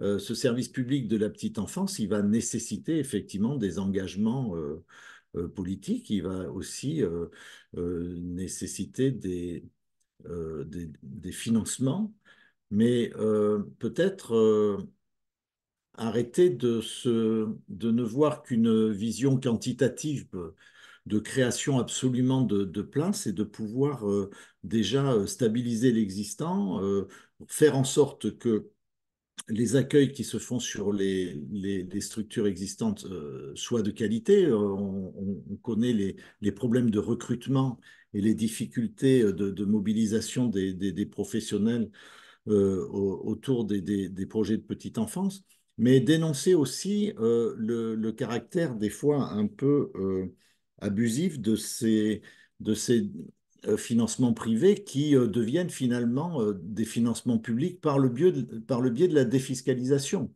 Donc ce n'est pas... faut, faut pas avoir d'illusions. Toutes ces structures privées ne créent pas des modes d'accueil parce que tout d'un coup, ils ont envie d'être utiles au territoire ou d'être utiles à l'échelon local. Euh, Quand un financement privé devient à 75% déductible des impôts, c'est 75% de financement public. Donc là aussi, ne nous trompons pas dans les termes et identifions bien au bout du compte les financements des projets. Et puis la deuxième chose, mais ça a été aussi dit, la nécessité de s'organiser et de se mobiliser autour d'associations ou de fédérations qui, elles, sont porteuses de ces mêmes valeurs, parce qu'effectivement, seul, on n'y arrivera pas, mais si l'on regarde la mobilisation et si l'on regarde euh, les représentations ensuite que ces fédérations peuvent avoir, alors elles deviennent un levier important dans les décisions politiques. Merci Frédéric. Thomas, tu voulais rajouter quelque chose? Oui, oui, toujours dans le même sens, hein. Je vais compléter sur le fait de remuscler un peu la question du subventionnement. Moi, je suis persuadé que pour changer un système, il faut d'abord convaincre les humains. Je l'ai mentionné tout à l'heure, les élus qui sont arrivés sur la dernière décennie n'ont pas un bagage très long en termes de carrière politique. Certains n'ont pas connu le monde associatif alors que c'était un axe de carriérisation politique à une époque. Donc, je suis à peu près persuadé qu'ils se font une mauvaise représentation de ce que sont les assos, de ce que proposent les assos sur un territoire en termes de richesse et de production de services. Et encore, quand j'utilise production de services, je suis moi-même déjà dans un cadre sémantique de la marchandisation. En tout cas, charge à nous en tant qu'association, réseau associatif aussi, de bien montrer ce que l'on est et ce que l'on porte comme valeur, que l'on est des gens sérieux, parce qu'il y a aussi cette idée que les associations on seraient des petits rigolos amateurs dans leur coin qui, quand ils ont un peu de temps, feraient des choses. Alors que l'entreprise est vertueuse et efficace, hein. C'est tous. Non, mais cette représentation-là, elle est encore bien ancrée dans les esprits et donc on a un travail à faire et je pense que la création d'observatoires, comme c'est le cas au sein du CAC ou au sein du RNMA, peuvent avoir leur intérêt dans la transformation du regard que portent les élus locaux et nationaux sur le monde associatif, premier point. Deuxième point, il existe des financements d'État qui sont dédiés au CFGA, du coup, la certification de formation à la gestion associative. Ça permet de former des dirigeants associatifs pour qu'ils soient mieux équipés, plus compétents, mais on peut aussi l'utiliser pour former des élus. Parce que des élus qui ne sont pas formés à ce que sont les assos sont des élus qui ne peuvent pas comprendre pourquoi ce que l'on propose est bien spécifique et requiert des compétences précises. Donc, à partir de ces deux éléments-là, on aura peut-être fait progresser un peu la culture du dialogue au sein de nos partenaires publics, culture du dialogue qui est nécessaire aujourd'hui pour co-construire. Si on ne discute pas ensemble avec une base à peu près commune, on n'arrivera jamais à porter de l'action publique communément.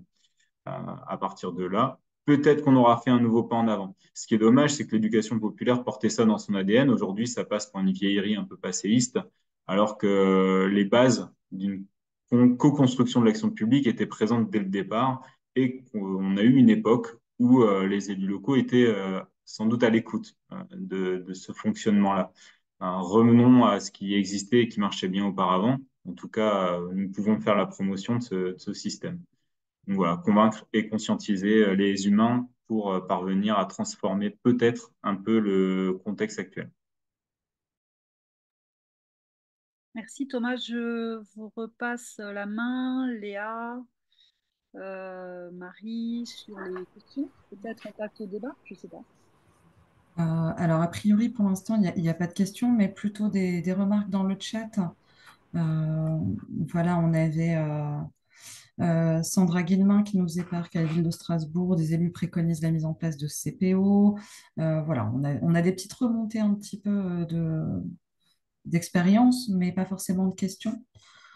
J'en ai profité pour lancer un petit sondage auprès des participants pour voilà, essayer de recueillir les pistes de démarchandisation. Je ne sais pas si vous, intervenants, vous souhaitez compléter ou si on attend un peu que ça se remplisse dans le sondage. Il y a une petite question qui est alors pour le sondage, normalement en bas vous pouvez recliquer sur sondage. Il y a une fenêtre à côté de la fenêtre du chat et de la fenêtre des questions-réponses. Véronique Robert avait une question qui était: pouvez-vous développer sur le cadre associatif belge, beaucoup plus favorable, récemment remis en cause dans le pays, je crois. Oui, alors sur le cadre associatif, c'est un cadre assez particulier puisqu'il concerne que les associations d'éducation permanente, qui est l'équivalent de l'éducation populaire chez nous, et qu'il ne concerne que la région de la Wallonie et une partie de la ville de Bruxelles. C'est un petit niveau de résistance dans un cadre de belge qui a effectivement changé en 2021, puisque désormais, là aussi on peut dire sous influence européenne, mais aussi sous l'influence d'une partie de la Belgique, et notamment la Belgique flamande, qui est beaucoup plus soumise à ces logiques de marchandisation et de financiarisation.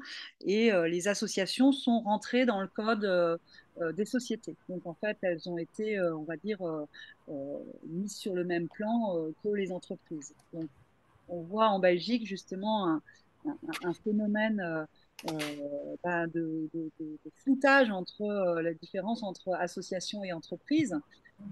Mais dans ce contexte-là très, très défavorable, reste ce financement très particulier porté par ce décret qui nous permet d'imaginer, d'avoir, d'ouvrir un espace d'un autre financement possible. En tout cas, il est possible en Belgique.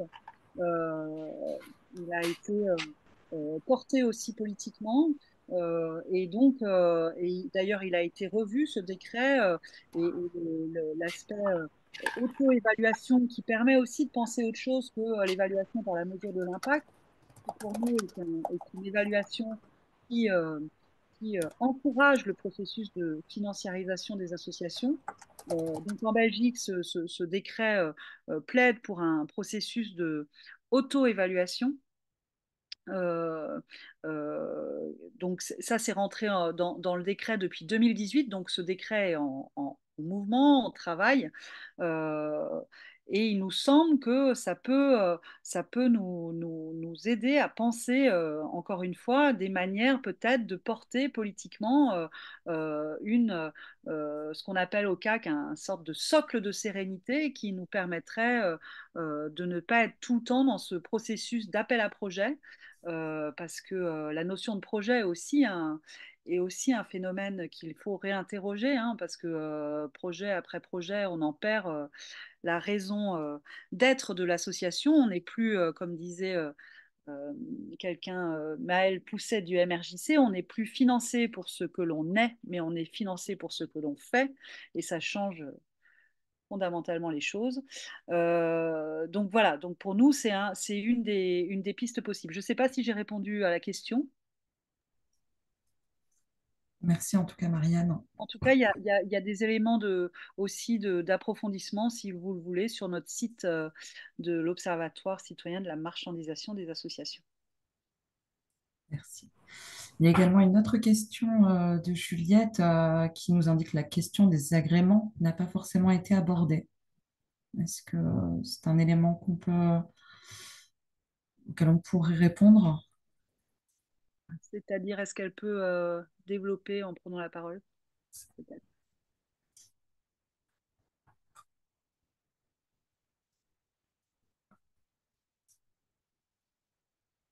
Voilà, Juliette, normalement, vous pouvez activer votre micro. Voilà. Mais je ne tourne pas parce que c'est pas la peine. Oui, bonjour. Je suis présidente d'une association qui a développé l'inclusion scolaire d'enfants handicapés en milieu ordinaire depuis 1977. Et au départ, nous avons développé ça direct sur le terrain et nous avons participé à la création des auxiliaires de vie scolaires. Mais en faisant un lien entre l'université et les étudiants de psycho et ceux qui accompagnaient les enfants. Puis quand notre démarche, qui au départ était, comment dirais-je, un laboratoire euh, de- d'un tout petit nombre d'enfants scolarisés, quand je dis tout petit nombre, c'était 4 à 5 enfants scolarisés, les pouvoirs publics ont pris le projet. Voilà. Et là, du coup, ça a déformé complètement parce qu'il a fallu rentabiliser. Ils ont rentabilisé. Donc, ils ont employé des gens au chômage qui pouvaient faire ça. Bon, c'était plus du tout la même démarche.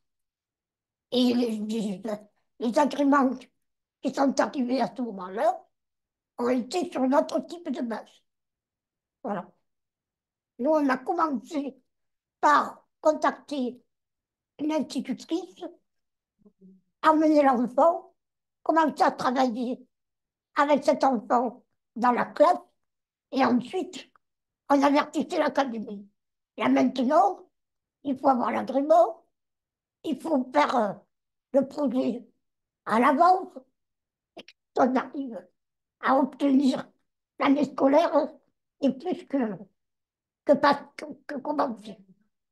Donc on est complètement à l'envers de ce que nous faisions lorsque nous avions beaucoup moins de moyens.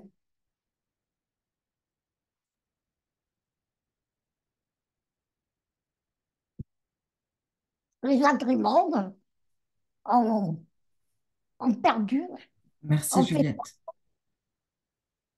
Alors, je ne sais pas l'acceptation. si nos intervenants ont tout entendu. Moi, pour ma part, c'était très coupé. Comment? Euh, Et ce que vous décrivez est tout à fait ce qu'on expliquait tout à l'heure sur le mode ascendant qui a été transformé maintenant en mode descendant. C'est-à-dire que toute l'initiative locale, toute la pertinence d'un projet qui est tricoté au plus près de l'usager, euh, va effectivement être récupéré, va être standardisé pour redescendre après, voire même des fois tomber complètement à côté, plus toutes les conditions réglementaires ou administratives qui vont en tomber. Donc c'est toute cette notion d'initiative locale, toute cette prise en charge au plus près du besoin qui est aussi réinterrogée par le principe de la marchandisation parce qu'on va standardiser des produits et on va les descendre en disant, ben voilà, c'est prêt à consommer, c'est comme ça. Et donc, toute l'originalité, toute la spécificité, toute la pertinence locale risque d'être perdue dans dans ce nouveau paradigme de la marchandisation.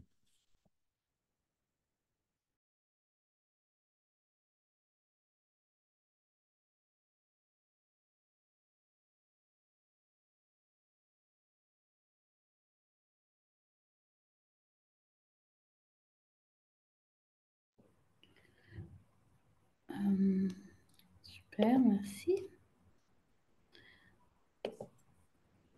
Du coup, je viens de mettre fin au sondage. Si vous aviez encore envie d'y participer, n'hésitez pas à poursuivre vos réponses dans le chat. Voilà, donc on a 16 personnes qui ont fait des propositions. Au besoin, je peux les partager à l'écran. Tu me diras, Léa. Peut-être, oui, on peut prendre encore une petite question de Véronique Robert. Et puis après, je pense que ça peut être bien de présenter les propositions que les uns et les autres ont fait et le cas échéant, de donner la parole sur certaines propositions pour avoir un peu d'éclaircissement. La dernière question que j'ai vue, c'est est-ce que les associations de défense de l'environnement et du patrimoine pourraient être financées dans ce cadre, entre parenthèses, exemple belge? Je ne sais pas. Oui, tout à fait. D'ailleurs, c'est le cas en Belgique, c'est-à-dire que le champ de l'éducation permanente est quand même assez large et il y a beaucoup d'associations différentes dans ce cadre-là et il y en a qui sont sur le champ de la défense de l'environnement et peut-être du patrimoine, ça je ne sais pas, mais peut-être. En tout cas, oui, tout à fait, oui. Ok, et deuxième partie de question, toujours par Véronique. Est-ce que l'organisation en collectif est plus souple, mais ne permet pas d'ester en justice? Est-ce que vous pouvez développer un peu en comparant?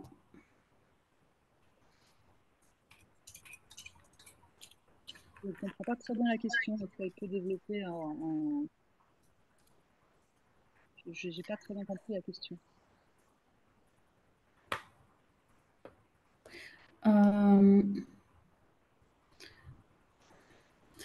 Véronique, est-ce que vous voulez développer la question?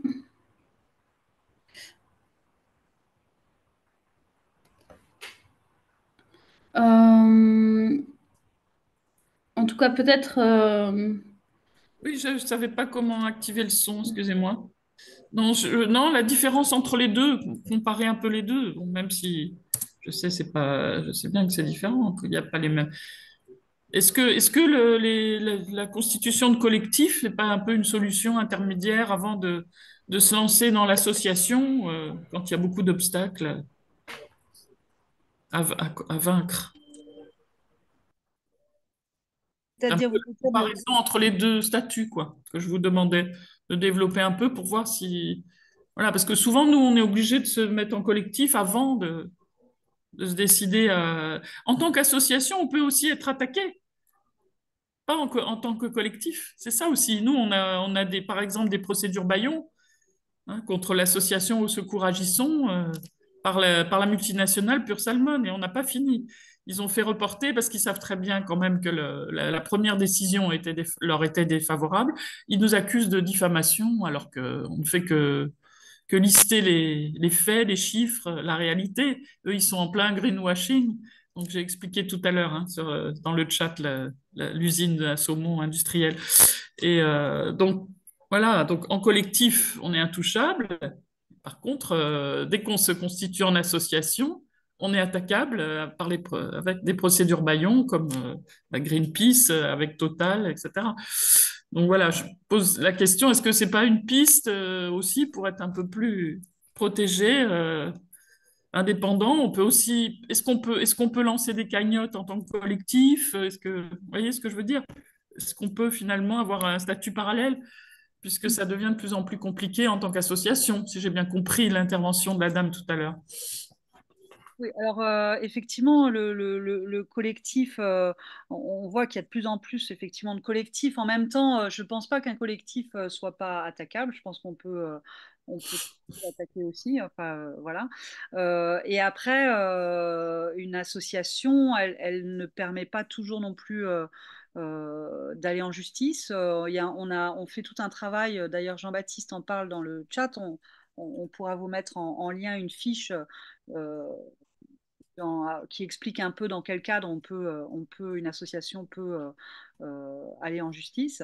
Et puis après, sur la question de est-ce qu'on est plus libre quand on est un collectif, moi, j'en suis pas certaine. Après, effectivement, il y a de plus en plus d'associations qui, effectivement, ou de collectifs qui, effectivement, essayent de sortir du financement public avec l'idée que, comme ça, on est moins attaquable. Mais est-ce que le financement privé permet plus de liberté? Moi, j'en suis pas absolument certaine, puisqu'on voit que le financement privé est aussi implique des cadres parfois extrêmement contraignants pour les associations. Donc en fait, collectif ou association, on peut être très bien attaqué dans les deux cas par le pouvoir. Par le pouvoir actuel. On le voit avec les soulèvements de la terre, par exemple. Euh, euh, voilà, je ne suis pas sûre que ça permette plus grande liberté. Pas toujours. Vous avez une réponse, Frédéric et Thomas? Très bien. Merci. Il y avait en effet plusieurs mentions au soulèvement de la terre et au fait que les assauts de faits peuvent être attaqués. Une autre remarque ou question qui me semblait intéressante comme piste peut-être de démarchandisation serait, donc c'est Pierre-Yves Castet qui propose réduire les écarts de salaire dans une association pour éloigner les grosses structures. Ça n'écarterait pas les structures proches des idées de la marchandisation, point d'interrogation. Voilà, je trouvais que c'était une question intéressante, une remarque intéressante. Je ne sais pas si vous voulez réagir à ça. En principe, dans le cadre de l'économie sociale et solidaire dans lequel entrent en principe les associations, il y a en principe des écarts de salaire à tenir, enfin une échelle d'écart à tenir. Mais bon, c'est le principe. Merci beaucoup. Sur les salaires, en tout cas au niveau de la petite enfance, on a la chance d'avoir une convention collective qui garantit quand même euh, un certain cadre de rémunération. Et ce cadre de rémunération a d'ailleurs fait l'objet d'une revalorisation. On parlait tout à l'heure de la difficulté de remobiliser les professionnels de la petite enfance. Euh, une des, un des axes de remobilisation est effectivement la rémunération et la revalorisation des salaires dans des secteurs qui sont effectivement peu rémunérateurs. Mais là, ça peut être un exemple intéressant parce que justement, les associations ont fait l'effort de revalorisation des salaires par cette renégociation à travers leurs conventions collectives. Mais on voit bien que les structures privées, du coup, se sentent menacées parce que, ne bénéficiant pas elles-mêmes de ces conventions collectives, ne peuvent pas avoir accès à ces revalorisations de salaire puisqu'elles sont partiellement compensées par les financements publics, en l'occurrence CAF. Donc on voit bien qu'il y a une nouvelle pression qui est engagée par les structures privées dès lors qu'elles se retrouvent distanciées par les associations justement en matière de progrès social ou de revalorisation pour qu'il y ait un rattrapage et que tous les lobbying soient activés pour que eux-mêmes aussi puissent bénéficier de ces financements permettant la revalorisation de salaire. Donc on voit bien que des fois les associations peuvent aussi quand même être innovantes et prendre un peu d'avance sur sur leurs actions et leurs démarches en termes de services. Mais euh, encore une fois, tout ça reste très fragile puisque effectivement dépendant de financement de tiers. Donc, j'étais assez intéressé par la remarque de Thomas tout à l'heure sur sur le fait de pouvoir éduquer ou rééduquer les élus sur la façon dont ils peuvent aussi approcher la chose associative et cette démarche disons, d'accompagnement local et de lien social. Merci beaucoup Frédéric. Plein de remarques intéressantes et surtout de ressources dans le chat. Je vous invite vraiment à aller cliquer sur tous ces liens. On essaiera évidemment de tous les prendre et les mettre dans la boîte à outils que constitue le mini-site que je vous avais mis dans le chat au début, qui est le site dédié à ce cycle de webinaire, où on mettra le replay de ce webinaire ainsi que les ressources qui sont partagées. Bon, je dis ça parce qu'on ne peut pas les citer toutes là, mais en effet, en réponse à toutes ces interventions et ces questions, il y a beaucoup de monde qui partage plein de ressources intéressantes. Petite remarque sur le en principe, il doit y avoir une limitation des écarts de salaire. Une petite remarque de Pierre-Yves Castet sur le fait que le salaire du président d'Impact France, Pascal Desmurger, atteint 663 000 € en 2021, soit 30 SMIC. Voilà, les principes, c'est bien. La question, c'est comment on les fait appliquer et comment on crée des logiques voilà, et des ressources collectives pour ça. Peut-être passer la main à ma collègue Marie pour les retours du sondage, puisque tu nous disais qu'il y avait déjà un certain nombre de propositions aussi des participantes et participants. Oui, alors je vais partager mon écran. Ce ne sera pas anonyme malheureusement, mais je pense que ça permettra d'avoir un petit peu les propositions de tous. Je ne sais pas si là, vous voyez bien. Merci à celles et ceux qui ont participé à ce sondage. On va retrouver des réponses. Bon, j'ai vu beaucoup de dialogue, réinstaurer du dialogue, une réflexion entre dirigeants assos et les personnes en responsabilité État et collectivité pour une prise de conscience de cette marchandisation, un statut réservé et protégé avec un financement attribué, des ressources pour petites et moyennes associations, enfin voilà, développer et faire de la pédagogie, quelque chose sur l'ouverture, la démocratisation de l'accès à l'article 202, ou l'utilisation des ressources et référents guide asso pour approfondir et se familiariser. On va retrouver voilà, du dialogue avec la collectivité, notamment autour de l'outil de mesure d'impact, promouvoir la co-construction des politiques publiques et mettre en place des conventions pluriannuelles d'objectifs, inventer un outil qui permet de co-construire et que la collectivité ne sorte pas un marché public sur l'objet co-construit ou un AII. Reconsidérer la position de la personne par rapport à la société, qui est au service de qui, faire du lobbying, voilà, former les services techniques, dialogue avec les collectivités pour valoriser les actions des associations et revenir au fondement et la pérennisation des subventions.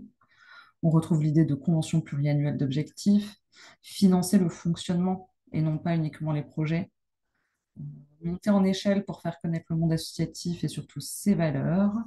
Voilà, on retrouve la notion de plaidoyer, convention avec les collectivités tout en ciblant les objectifs, sensibilisation, voilà, l'exigence de non-lucrativité de certains services, utiliser des méthodes du capitalisme avec le lobbying pour reposer la nécessité de sortir les associations à but non lucratif du marché. On retrouve la notion de co-construire les politiques publiques et la notion de plaidoyer. Je ne sais pas si ça vous fait réagir, nos intervenants, sur ces pistes et sur ces propositions.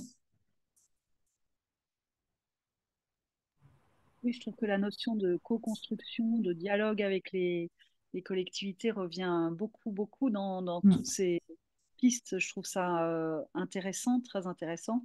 Et puis la notion de, voilà, de redonner du pouvoir à la subvention. j'ai vu aussi prise de conscience de cette marchandisation. Enfin, non, il y avait pour discuter autour de la mesure de l'impact. Juste pour revenir, parce qu'on voulait consacrer un petit temps à cette question de l'évaluation. Pour nous, la bataille de l'évaluation, elle est centrale dans ces histoires de marchandisation et de financiarisation. Euh, Puisqu'aujourd'hui, on a gardé ce terme d'évaluation, mais derrière, on ne met pas forcément les mêmes choses. Euh, dans l'évaluation, on pouvait entendre, alors moi j'ai beaucoup été dans le secteur du social et médico-social, on pouvait entendre un regard réflexif sur les pratiques pour les améliorer, les transformer, l'analyse des pratiques, enfin de l'évaluation en équipe, etc., des échanges. Et puis l'évaluation de l'utilité sociale était perçue comme justement qu'est-ce qui démarquait l'association des entreprises classiques et qu'est-ce qui faisait qu'elles portaient une utilité sociale. Or, depuis 2010 à peu près, on voit monter la notion d'évaluation par la mesure de l'impact qui là est dans une logique tout autre et qui n'est pas du tout neutre puisqu'elle demande à ce que les associations fassent la preuve que leur action est un impact, mais d'un point de vue monétaire, c'est-à-dire que la preuve de l'impact doit pouvoir être qualifiée d'un point de vue monétaire. C'est-à-dire que c'est des méthodes par le coût évité à la collectivité.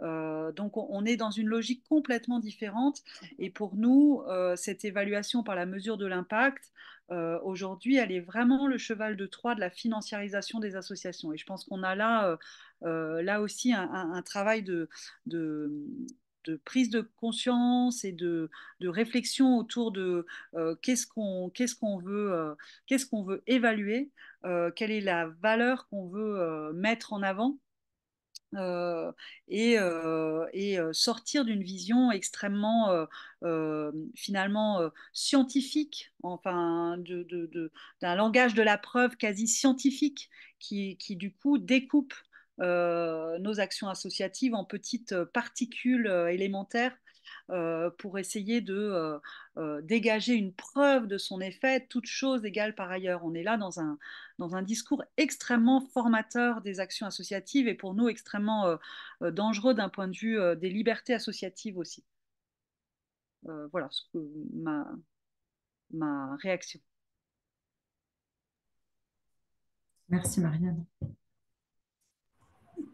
Peut-être également noter quelque chose qui était intéressant, qui était de l'ordre de la sémantique. Je trouvais que c'était un point important parce qu'en fait, tout ce mouvement-là, il s'accompagne de compétences de marketing, voilà, et qu'il y a toute une sémantique qui a été appropriée parce que, en fait, parce que quand on répond aux appels à projets, etc., on met les mots-clés qu'il y a dans l'appel à projet et que les associations finalement se calquent des fois sur des sémantiques et qu'il y a un vrai enjeu de questionner les mots qu'on utilise et les effets qu'ils ont. Et que ça, c'est des temps et des espaces d'échange qui permettent aussi peut-être de réinventer certains concepts, certains mots qui vont pouvoir porter nos valeurs et qui vont pouvoir se faire entendre. Des fois, on nous dit un peu qu'on utilise des terminologies qui sont d'un autre temps. Et je pense que là, par exemple, en travaillant sur ce que peut être les pistes de démarchandisation, en fait, on invente aussi des vraies pistes. Donc voilà, je trouvais que c'était un sujet intéressant. Et Jean-Baptiste complétait en disant qu'il y a arrêt sur image dans le rapport qui a été produit. Il y a une partie qui est vraiment des focalisations sur certains mots et sur les effets qu'ils ont.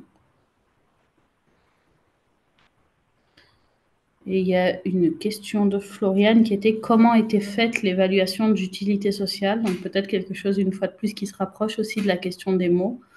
C'est-à-dire on voit qu'il y a des débats autour de utilité sociale, mesure d'impact, etc. Est-ce que vous voulez en dire quelque chose chers intervenants? Moi, je veux bien réagir. En fait, encore une fois, l'évaluation d'utilité sociale, elle était son objectif, enfin en tout cas, les associations devaient montrer leur différence. Elle était faite dans l'objectif de montrer la différence avec des entreprises privées lucratives, alors que là, on est dans une logique inverse avec la mesure de l'impact. Et effectivement, il y a quelque chose là à aller travailler pour essayer de se réapproprier certains mots ou défendre certains et déconstruire d'autres. Moi, je pense que effectivement, la bataille des mots, elle est extrêmement importante et on a à faire collectivement ce travail. On voit aussi que la mesure de l'impact, elle s'accompagne de tout le développement d'un marché extrêmement important avec des agences d'évaluation, des méthodes, des outils en ligne. On a un impact score en ligne où on répond à plusieurs questions et on vous sort la mesure de l'impact, le score de votre impact. Donc c'est vraiment tout à fait un autre regard sur l'évaluation qui se joue là. Frédéric, Thomas, peut-être vous voulez réagir. Moi, je vais forcément aller dans ce sens-là. Enfin, la bataille des mots est essentielle. Encore une fois, quand on parle de conscientiser, de convaincre, c'est ce champ-là, moi, que je veux investir principalement. On a vu le plaidoyer arriver parmi nos forces de frappe récemment dans différents réseaux associatifs. Chez COCAC, c'est ancré de manière plus historique, hein. Il n'y a pas de souci à ce niveau-là. Donc forcément, je ne pourrais que aller dans ce sens. Merci beaucoup. La question de l'évaluation, elle est effectivement à repréciser. Je parlais tout à l'heure pour la petite enfance de ce référentiel qualité qui est en train d'être élaboré. On voit qu'il y a quand même toute une complexité avant qu'effectivement on s'entende tous sur les mêmes mots et sur les mêmes éléments d'évaluation. Je le disais tout à l'heure, l'évaluation, malheureusement, jusqu'à présent, elle a été majoritairement quantitative. Donc, c'est-à-dire le nombre de places, le nombre d'enfants accueillis, bon, et le coût de revient, etc. Donc, il faut qu'on arrive progressivement à identifier cette notion de coût. Qui doit être identifié comme un investissement, c'est-à-dire sur un moindre coût, si les financements sont bien investis. Mais il y a vraiment, et c'est, je pense, ce qui peut-être est un élément comment dire, d'avenir positif pour les associations, c'est justement arriver à vraiment expliquer ce que l'on fait. Je pense qu'on a du mal dans nos associations à vraiment expliquer notre travail, à définir ce travail. Et donc, je pense que ce sera plutôt un atout pour nous de vraiment travailler sur cette notion de l'évaluation. Merci. Pour conclure, puisqu'il est 16h59 et qu'on m'a dit qu'on terminait à 17h, on va donner la parole à Jean-Baptiste Jovard, qui est également au CAC, Collectif des associations citoyennes, pour nous annoncer les prochains webinaires. Et on vous rappelle que toutes les ressources ainsi que le replay de cet épisode de notre cycle de webinaires seront présents sur le site. Je vous remets le lien. Jean-Baptiste, je te laisse la parole. Oui, merci. Non, c'était simplement pour remercier pour ce travail. Je trouve ça très, très riche. Et puis pour faire le lien effectivement avec la prochaine fois, parce que on a vu que parler de la marchandisation, c'est parler de la dépolitisation du monde associatif.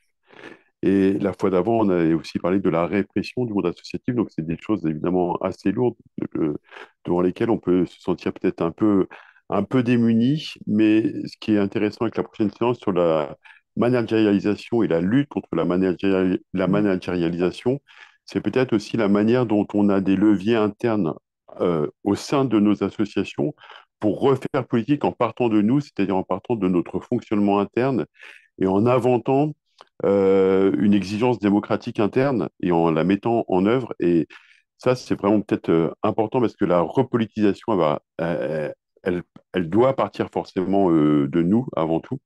Et je pense que c'est un peu ce qu'on verra aussi la prochaine fois. Voilà, donc c'était juste pour inciter à suivre le fil de ce cycle qui, je pense, a une certaine cohérence grâce à vous. Merci beaucoup, Jean-Baptiste. Et puis merci à toutes et tous, voilà, de nous avoir suivis jusqu'à la fin. On vous donne rendez-vous du coup au prochain épisode dont on vous communiquera prochainement la date. Et voilà, je tiens à remercier l'ensemble de nos intervenants, Marianne, Frédéric, Thomas et aussi Léa sur l'animation.